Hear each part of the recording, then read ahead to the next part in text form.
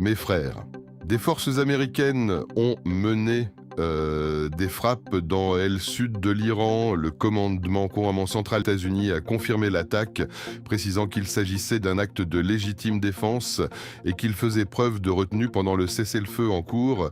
Plus tôt, des explosions ont été entendues près de Bandar Abbas. Une source iranienne a indiqué que les gardiens de la révolution avaient visé un navire en mer, ce qui a poussé des avions de chasse américains à attaquer des bateaux militaires iraniens dans le Golfe. Plusieurs membres de la marine iranienne ont été tués. Un porte-parole américain a affirmé que les frappes visaient des plateformes de roquettes et des bateaux qui tentaient de poser des mines afin de protéger les forces américaines.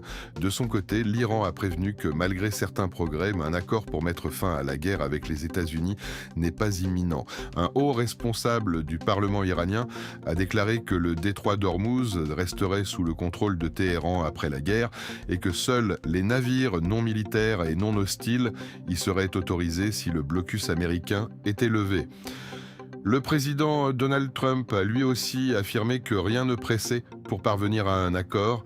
Il exige que le matériel nucléaire enrichi de l'Iran soit transféré aux États-Unis ou détruit sur place.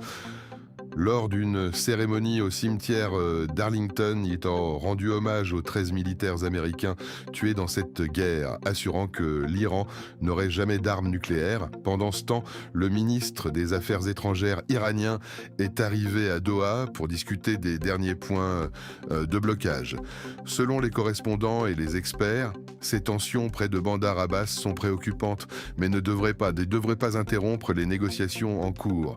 Donc, les sources à la Maison-Blanche indiquent que l'accord est finalisé à 95%, mais les 5% restants sont les plus difficiles à régler.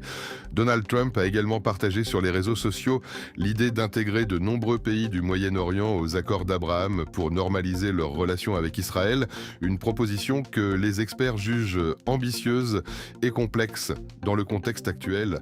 Partagez cette vidéo et suivez-nous pour plus. Merci.